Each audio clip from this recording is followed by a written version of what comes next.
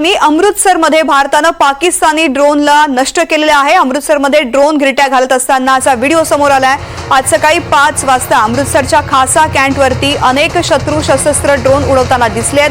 भारतीय हवाई संरक्षण तुकड्यांनी शत्रू ड्रोनना त्वरित हल्ला करून नष्ट केलेला आहे। भारताच्या सार्वभौमत्वाचं उल्लंघन करण्याचा आणि नागरिकांना धोक्यामध्ये आणण्याचा पाकिस्तानचा हा उघड प्रयत्न अस्वीकार्य आहे। भारतीय सैन्य शत्रूच्या योजनांना हाणून पाडेल। अमृतसरमध्ये भारतानं पाकिस्तानचा ड्रोन हल्ला परतवून लावलेला आहे। अतिशय महत्त्वाची बातमी आपण पाहतोय।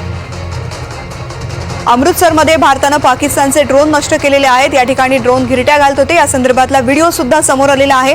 आज सकाळी 5 वाजता अमृतसरच्या खासा कॅन्टवरती अनेक ड्रोन दिसत होते उडताना आणि यांना नष्ट करण्यात भारताला यश आलेलं आहे।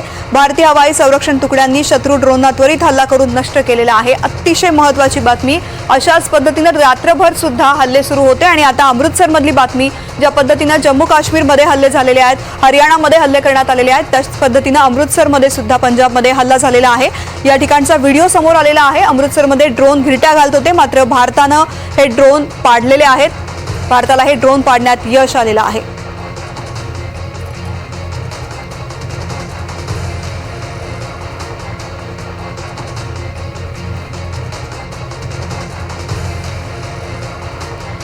तर आता भारत पाकिस्तान तणावावरती चर्चा करण्यासाठी आंतरराष्ट्रीय विषयाचे अभ्यासक विजय खरे सर आपल्या सोबत आहेत। सर, खूप खूप स्वागत आहे एनडीटीव्ही मराठीमध्ये। गेल्या 4 दिवसांपासूनच्या कारवाया आपण पाहतोय। पाकिस्तानच्या प्रचंड प्रमाणामध्ये सीमावर्ती भागात हल्ले होत आहेत आणि पंजाब असो, हरियाणा असो, त्याचबरोबर जम्मू काश्मीर सगळ्याच भागांमध्ये नागरी भागांना लक्ष केलं जातंय। खरं तर भारताने जे प्रत्युत्तर दिलेलं आहे ते फक्त त्यांचे लॉन्च पॅड होते ते तोडलेले आहेत, दहशतवादी तळ उद्ध्वस्त केलेले आहेत। भारत कायमच प्रत्युत्तर देण्याच्या भूमिकेमध्ये राहिलेला आहे, मात्र पाकिस्तान काही ऐकायला तयार नाहीये। गेल्या काही दिवसांची परिस्थिती पाहता काय वाटतं, पुढील काळामध्ये काय घडू शकतं? आपण ऑपरेशन सिंदूर 1, ऑपरेशन सिंदूर 2 आणि ऑपरेशन सिंदूर 3 याद्वारे आपली जी मिलिटरी कॅपॅबिलिटी, इकॉनॉमिक कॅपॅबिलिटी आणि आपलं जे टार्गेट जे होतं, it's not act of war पण ऍक्ट अगेन्स्ट टेरर, अशा पद्धतीचं आपण प्रूव्ह केलेलं आहे। आणि तरीही त्या ठिकाणी या तिन्ही ऑपरेशन मध्ये पहिलं आपण जे टार्गेट होतं ते सिव्हिलियन पॉप्युलेशन किंवा मिलिटरी बेसिस नव्हतं, तर ते दहशतवादांचे जे ठिकाण होतं, ट्रेनिंग सेंटर्स ते होते। परंतु त्याला काउंटर म्हणून ज्या पद्धतीने पाकिस्तानने आपल्यावर हल्ला करण्याची एक स्ट्रॅटेजी, रणनीती आखली होती, त्याला काउंटर करण्यासाठी आपण प्रिएम्प्टिव्ह अटॅक केला आणि ते ऑपरेशन 2 झालं। त्यानंतर कराचीमध्ये आपण आपली जी ब्ल्यू वॉटर नेव्ही कॅपॅबिलिटी आहे ती आपण तिथे INS विक्रांतद्वारे चीन याच्यामध्ये कराचीच्या सभोवताली जिथे आपण INS विक्रांतद्वारे तिथे हल्ले केलेत आणि ऑइल डेपो, त्यांचे जे बेसिक स्ट्रॅटेजिक बेसिस आहेत ते डिस्ट्रॉय केले।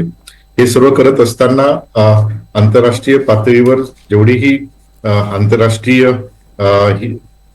समूह आहे, विशेषतः इंटरनॅशनल कम्युनिटीला विश्वासात घेऊन आपण त्यांच्या संदर्भामध्ये त्या ठिकाणी त्यांचं सर्व जे सपोर्ट आहे, विशेषतः पाकिस्तान युनायटेड नेशन सिक्युरिटी काउन्सिलमध्ये हा विषय त्या ठिकाणी नेला।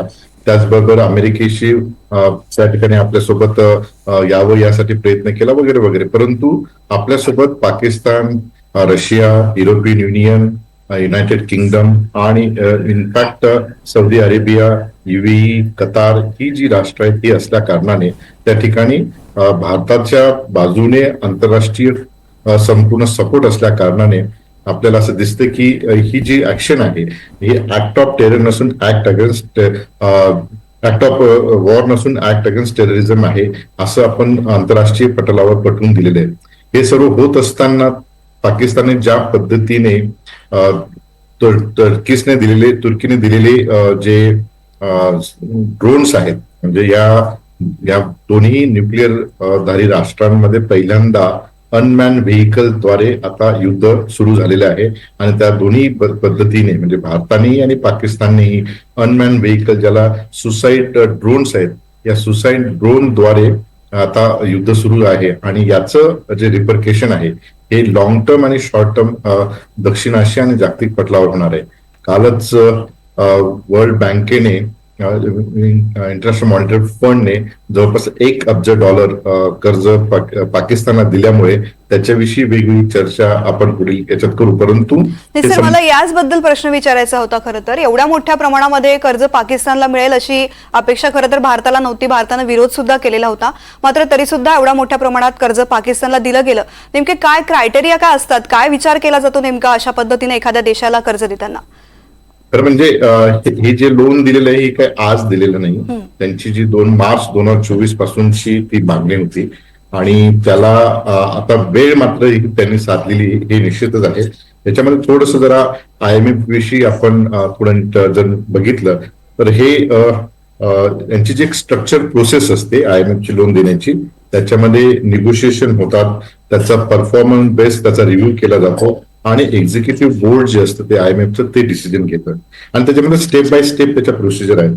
एक तर पहिल्यांदा चर्चा होते आणि चर्चेनंतर अग्रीमेंट होते आणि अग्रीमेंट दिल्यानंतर जो लोन घेणारा देश आहे त्याला कमिटमेंट IMFला द्यावी लागतात. त्याच्यामध्ये जे फिजिकल डिफिसिट आहे ते कसं भरून काढणार हे प्रूव्ह करावं लागतं आणि त्याच्यामध्ये स्ट्रक्चर रिफॉर्म्स जे आहेत त्या देशांना IMF द्वारे करावे लागतात, म्हणजे जो लोन घेणार आहे ते.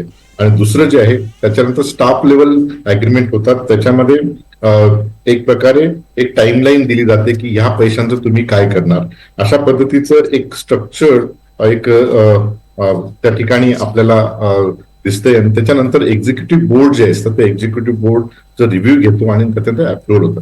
आता याच्यामध्ये नंतर फायनल जी स्टेज आहे ती डिस्बर्समेंट लोन आहे. याच्यामध्ये पाकिस्तानला हे जे लोन दिलेलं आहे ते एक्सटेंडेड फंड फॅसिलिटी किंवा रिसिलियन्स अँड सस्टेनेबिलिटी फॅसिलिटीच्या अंतर्गत दिलेलं आहे. म्हणजे याच्यामध्ये पाकिस्तानने climate change, disaster management, overall development of the society अशा पद्धतीचं $1.3 बिलियनची त्यांनी मागणी केलेली होती आणि ती $1 बिलियन त्यांनी आता IMFने दिलेलं आहे. हे देत असताना काही कंडिशनलिटी आहे. एक पहिली जी कंडिशन पाकिस्तानवर आहे ती म्हणजे रिफॉर्म्स पाकिस्तानमध्ये झाले पाहिजे. दुसरी जे बोर्डचे जे आहेत म्हणजे त्या ठिकाणी ट्रॅक रेकॉर्ड जे आहे पाकिस्तानचं ते बघितलं. आता पाकिस्तानने 1958 पासून ते 2025 पर्यंत जवळपास 25 वेळा IMF कडनं लोन घेतलेलं आहे आणि त्या लोनचं जर तुम्ही स्टॅटिस्टिकल बघितलं तर तुम्हाला असं दिसेल की आतापर्यंत जवळपास पाकिस्तानने 31.1 बिलियन एवढं लोन पाकिस्तानने IMF कडनं घेतलेलं आहे आणि त्याच्यापैकी $6.37 बिलियन आउटस्टँडिंग आहे. म्हणजे तसं पाकिस्तानचं ट्रॅक रेकॉर्ड एवढं चांगलं नाही ज्या पद्धतीने आपण IMF एक्सपेक्ट करते, तरीही ते लोन त्या ठिकाणी दिले गेलेले आहे. आता याच्यामध्ये जे की कंडिशन आहे म्हणजे स्ट्रक्चरल रिफॉर्म्स असतील, एनर्जी सेक्टरमध्ये असेल, क्लायमेट रिसिलियन्स आहेत, हे जरी खरं असेल तरी हे लोन आता पाकिस्तानच्या लष्कराच्या हातात आहे आणि ते कसं वापरणार. एक तर त्यांच्याकडे पाकिस्तानचे जे लष्कर आहे या लष्कराकडे हा पैसा जाणार आहे आणि त्याच्यामध्ये डायरेक्ट रोल पाकिस्तानची मिलिटरी त्याच्यामध्ये डायरेक्ट रोल हा इकॉनॉमिक इन्व्हेस्टमेंट आहे. म्हणजे पाकिस्तानकडे जी आर्मी आहे त्या आर्मीकडे जवळपास एकूण भूमीच्या 12% लँड ही पाकिस्तानच्या आर्मीकडे आहे आणि त्यांच्या त्या कॅन्टॉनमेंटमध्ये असेल किंवा आर्मी बेसिस स्कूल्स असतील, वेलफेअर फाउंडेशन असतील, त्या फाउंडेशनकडे तो पैसा वळवून ते एक प्रकारे या $1 बिलियन खर्च त्या पद्धतीने करतील. दुसरं जे आहे पाकिस्तानची जी मिलिटरी आहे ही मिलिटरी ही पॉलिसी आणि गव्हर्नन्स मध्ये इन्फ्लुएन्स करते. म्हणजे आपल्याला माहिती आहे की जरी शहबाज शरीफ सरकार असेल तरी हे मिलिटरीचा रोल फार महत्वाचा आहे आणि म्हणून त्या ठिकाणी तुम्हाला ही जी स्पेशल इन्व्हेस्टमेंट फॅसिलिटी काउन्सिल जी आहे त्यांच्याद्वारे तो पैसा खर्च होईल. त्यानंतर डिझास्टर रिस्पॉन्सच्या संदर्भामध्ये तो पैसे त्या ठिकाणी हे करतील की रोल ऑफ पाकिस्तान त्या ठिकाणी अशा आर्मीचा असणार आहे आणि नॅशनल डेव्हलपमेंट त्यांचे जे एनर्जी आणि क्लायमेट आणि ऍग्रिकल्चर डेव्हलपमेंट जे आहेत या पद्धतीने ते तो पैसा वापरतील. भारताने या साधारणतः या IMF मध्ये ते पैसे मिळू नये यासाठी प्रयत्न केला, परंतु IMF मध्ये साधारणतः 191 त्या ठिकाणी मेंबर्स आहेत. त्यानंतर त्यांचं एक बोर्ड ऑफ गव्हर्नन्स जी हायएस्ट ऑथॉरिटी असते आणि नंतर एक्झिक्युटिव्ह बोर्ड, त्यानंतर 2 मॅनेजिंग एक डेली ऑपरेशन एक मॅनेजिंग डायरेक्टर असतात आणि 2 मिनिस्ट्रियल लेवलची कमिटी असते आणि हे एक सेट सिस्टीम आहे. त्याच्यामध्ये जो देश लोन घेणार आहे त्या लोन घेणाऱ्या देशांना वेगवेगळ्या टर्म्स अँड कंडिशन त्या ठिकाणी हो म्हणावं लागतं. आणि हे करत असताना सध्या IMFचा जर तुम्ही बघितलं असेल की ब्रिटन वुड्सच्या कॉन्फरन्स अमेरिकेमध्ये 22 जुलै 1944 स्थापन झालेले IMF खऱ्या अर्थाने डिसेंबर 27, 1945 ते अस्तित्वात आली. आणि तेव्हापासून भारताने सुद्धा जवळपास 8.5 बिलियनचं लोन आपण घेतलं होतं. सध्या 1957 ते 1993 पर्यंत. परंतु आपण आउटस्टँडिंग कुठलेही ते ठेवलेले नाही, नील आहे. परंतु त्याच्या उलट पाकिस्तानने साधारणतः $31.1 बिलियन एवढं लोन घेऊन त्यांची जी आउटस्टँडिंग आज IMF कडे ती जवळपास $6.37 बिलियन आहे. आता हे एवढं सर्व असूनही IMFने त्या ठिकाणी लोन दिलं. त्याचं कारण असं आहे की 191 जे सदस्य राष्ट्र आहेत यांना वोटिंग राईट्स नाहीत आणि मेजॉरिटी ऑफ डिसिजन जे आहे ते कन्सेन्ससने होतात. आणि त्याचबरोबर ते जे मेंबर आहेत त्यांची त्या देशांची इकॉनॉमी जशी आहे तसे त्याचे रिप्रेझेंटेटिव्ह असतात. भारताने या IMFच्या मीटिंगमध्ये पाकिस्तानला हा पैसा देऊ नये यासाठी प्रयत्न केला. त्या ठिकाणी त्यांना सांगितलं की ह्या पैशाचा विनियोग पाकिस्तान दहशत कॅम्पसाठी त्यांचं दहशत ट्रेनिंग करण्यासाठी करेल त्यासाठी भारताने प्रयत्न केला. परंतु तिथे वोटिंगचं कुठलं राईट नाही, फक्त ऍबस्टेन होण्याचं राईट आहे आणि भारताने ऍबस्टेन त्या ठिकाणी राहिलेलं आहे. परंतु इतर मेजॉरिटी ऑफ डिसिजन त्या ठिकाणी होतो आणि म्हणून ते लोन दिले गेलेले आहे. आणि म्हणून आता या लोनच्या संदर्भामध्ये बरीचशी चर्चा होईल. परंतु हा जो त्याचा जो पाठीमागचा जो इतिहास आहे ते नीट बघितलं पाहिजे. फक्त वेळ जी आहे ही वेळ ती अचूक साधली पाकिस्तानने आणि त्यामुळे भारतीय लोकांना किंवा भारताला त्या बाबतीमध्ये संशय निर्माण होईल की आत्ताच IMFने हे लोन का दिलं. परंतु त्याचं बॅकग्राऊंड या अशा पद्धतीचं आहे.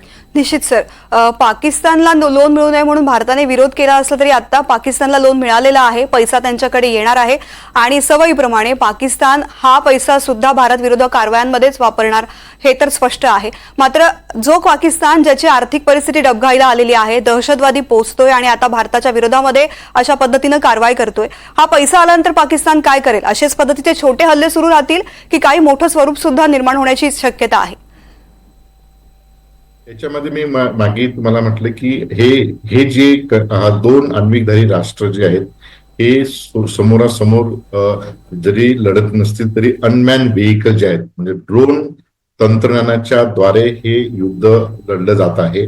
आणि तुम्हाला माहित असेल की ज्या पद्धतीची आपली ड्रोन स्ट्रॅटेजी आहे म्हणजे त्याच्यामध्ये जवळपास आतापर्यंत पाकिस्तान 300 ते 400 ड्रोन्सचा वापर करून आणि त्याला तुर्कीचा सपोर्ट आहे आणि ते सर्व म्हणजे लेह पासून तर सरक्रीक पर्यंत संपूर्ण बॉर्डर एरियावर पाकिस्तानने ड्रोनद्वारे हल्ले केलेले आहेत. आणि त्याला फॉर्च्युनेटली आपण आपल्याकडे जी 400 US जी सिस्टीम आहे ड्रोनला भेदण्याची ती असल्या कारणाने फारसं नुकसान झालेलं नाही. परंतु S-400च्या द्वारे म्हणजे बराक 8 आणि आकाश आणि ही बाकीची आपल्याकडची ड्रोन कॅपॅबिलिटी ही निश्चितच पाकिस्तानपेक्षा सरस आहे. आणि यामध्ये हे जे आता इथून पुढे जे ड्रोनचं तुम्हाला दिसतंय त्याच्यामध्ये 3 महत्वाचे फॅक्टर आपल्याला दिसतील. एक तर बॅटलफील्डचं कॅल्क्युलस जे ते संपूर्ण चेंज होत आहे. म्हणजे याच्यामध्ये ड्रोनद्वारे जे हल्ले होतात ते हल्ले होऊन एक प्रकारे म्हणजे पॉलिटिकल जे त्याला हे पाहिजेत मायलेज मिळतो तो मिळतो. कारण त्याचं नुकसान फारसं ह्युमन बिईंगचं नसल्यामुळे ड्रोन डिस्ट्रॉय झाला तरी त्याच्याविषयी फारसं म्हणजे 400 ड्रोन डिस्ट्रॉय झाला तरी त्याच्याविषयी पाकिस्तानमध्ये एवढा रोष येणार नाही. त्याचं कारण की ते अनमॅन व्हेइकल आहे. तेच जर समजा 10 पाकिस्तानी किंवा 10 सैनिक त्या ठिकाणी बॉर्डरवर मृत्युमुखी मेले असेल त्याचं एक बॅटल फील्डवर एक वेगळ्या पद्धतीचं स्ट्रॅटेजिक परसेप्शन तयार झालं असतं. आणि म्हणून इथे हे जे युद्ध आहे हे युद्धाचा हा एक महत्वाचा फॅक्टर आहे. त्याच्यानंतर पॉलिटिकल ऑपरेशनल थ्रेशोल्ड जो आहे हा वेगळ्या पद्धतीचा आहे. ड्रोन्स वापरल्यामुळे तिथे पॉलिटिकल कॉस्ट जी आहे त्या म्हणजे भारतालाही आणि पाकिस्तानला तशी पॉलिटिकल कॉस्ट पे करण्याची गरज. कारण ते अनमॅन व्हेइकलद्वारे आपण त्या ठिकाणी स्ट्रॅटेजिक बेसिस असतील किंवा सिव्हिल पॉप्युलेशन असेल किंवा इतर काही असतील त्या ठिकाणी आपण ते करतोय. आणि म्हणून इथून मात्र यामुळे एक एस्केलेशन जे आहे या 2 न्यूक्लिअर याच्यामध्ये ते दिसते. आणि याच्यामध्ये या ड्रोन वॉरफेअरमुळे एक इंटरनॅशनल अटेन्शन जे आहे ते आपण घेतो. म्हणजे पाकिस्तानने ज्या पद्धतीने काउंटर केलं असं वाटलं होतं आपल्याला सुरुवातीला की पाकिस्तान काउंटर करणं आणि त्या ठिकाणी त्यांनी काही नेत्यांनी त्यांना सांगितलं की हा विषय इथेच थांबवा आणि त्या पद्धतीने भारत सरकारने सुद्धा तयारी केली होती की आपण टेररिस्ट बेस डिस्ट्रॉय करून त्या ठिकाणी थांबलं पाहिजे. परंतु इतर जे गट म्हणजे एक याचं जे परसेप्शन जे आहे हे परसेप्शन त्या ठिकाणी तयार होतं आणि म्हणून इंटरनॅशनल अटेन्शन जे आहे हे या ठिकाणी आपल्याला पाहावयास मिळतात.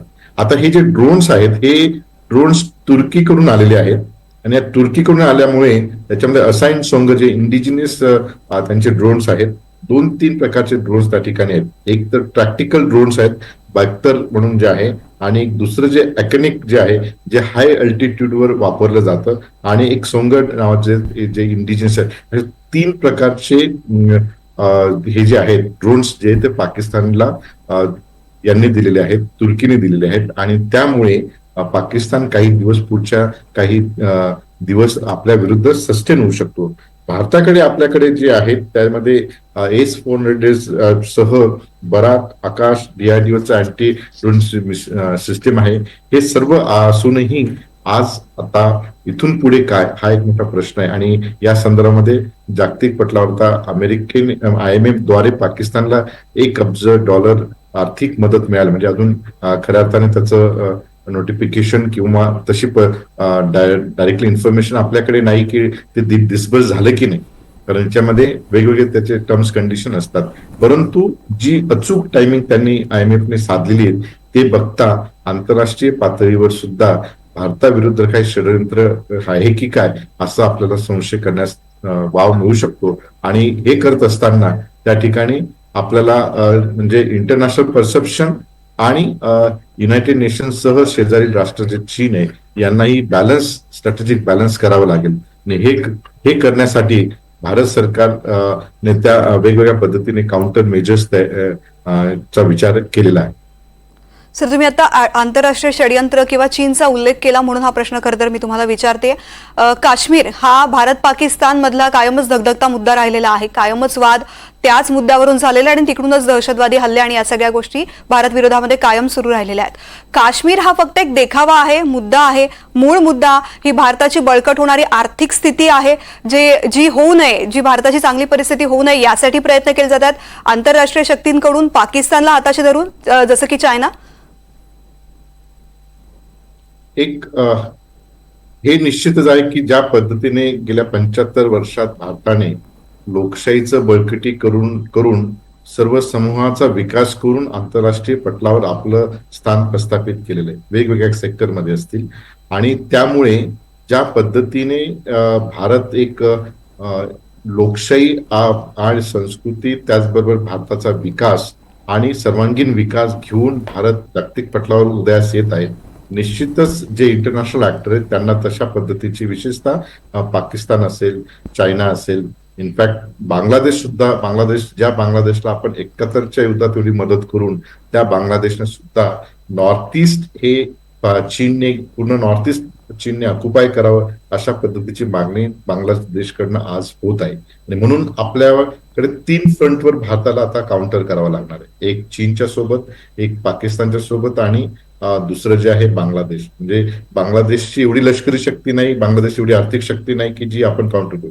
परंतु एक इंटरनॅशनल डायनामिक जे असतात त्याचा जर विचार केला तो शत्रूचा शत्रू हा आपला मित्र असतो, हे लक्षात घेऊन आंतरराष्ट्रीय पातळीवर हे महत्वाचं आहे.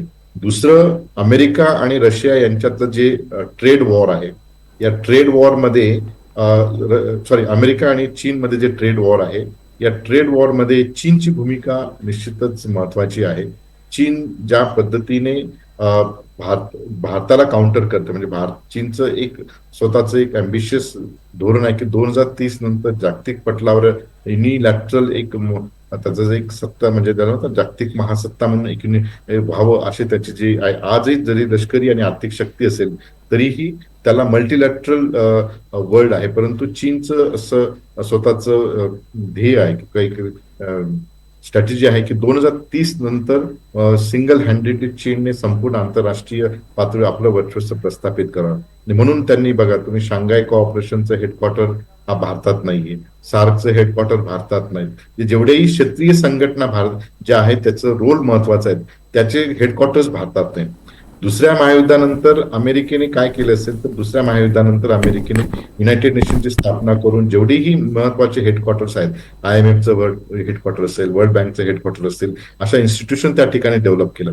भारताने आपल्याकडे सध्या आज तशा पद्धतीचं ते स्ट्रक्चर जरी नसेल तरी मात्र जो विकास आहे तो लोकशाहीचं जे ब्रिज आहे ते संपूर्ण काश्मीर म्हणजे काश्मीर ते अंदमान निकोबारपर्यंत आपले विजे ही खोलवर गेलेले असल्या कारणाने त्या ठिकाणी पाकिस्तान सारखी स्थिती नाही, परंतु इंटरनॅशनल हे जे डायनॅमिक्स आहेत हे नीट लक्षात घेतले पाहिजे. आणि यामुळे चीन आणि अमेरिका यांच्यातलं जे ट्रेड वॉर आहे, जे तुम्हाला माहित असेल की परवाच अमेरिकेच्या परराष्ट्र मंत्र्याने सांगितलं की उपाध्यक्षाने सांगितलं की आम्ही या युद्धामध्ये कुठलंही इन्व्हॉल्वमेंट होणार नाही. म्हणजे जो अमेरिका शीतयुद्धाच्या कालखंडात आणि शीतयुद्धाच्या कालखंडामध्ये डायरेक्ट इंटरव्हेन्शन करतात तो आता आयसोलेशनला गेलेला आहे.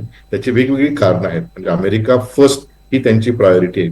त्यामुळे इथले सर्वात की स्ट्रॅटेजिक प्लेअर जो आहे तो चायना आहे. चायना आणि पाकिस्तान यांच्यातले जे स्ट्रॅटेजिक अलायन्स आहे ही केवळ आत्ताची नसून त्यांचे इकॉनॉमिक इंटरेस्ट तिथे आहे.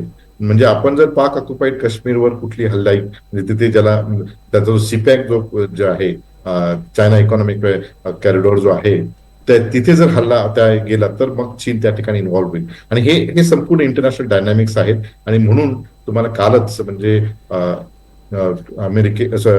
रशियाचे राष्ट्राध्यक्ष आणि चीनचे राष्ट्राध्यक्ष आणि 23 मुख्य इतर देशांचे राष्ट्राध्यक्ष रशियामध्ये मॉस्को शहरात होते आणि त्यांनी या विषयावर बऱ्याच वेळेस चर्चा मंथन केलेले, परंतु आपल्याकडे अधिकृत आलेलं नाही. परंतु हे जे डायनॅमिक्स आहेत हे डायनॅमिक्स इंटरनॅशनल डायनॅमिक्स ही लक्षात आपल्याला घ्यावी लागतील. आणि म्हणूनच भारताची अर्थव्यवस्था, भारताची लोकशाही बळकट होऊ नये यासाठी कितीही प्रयत्न केले तरी सुद्धा भारत हा एक बळकट देश आहे. म्हणून पाकिस्तान असो, बांगलादेश असो की चीन असो, प्रत्येकाला योग्य प्रत्युत्तर देण्याची क्षमता भारताकडे आहे. सर, खूप खूप धन्यवाद. NDTV मराठीशी बातचीत केलीत आणि इतकं सुंदर विश्लेषण केलं यासाठी.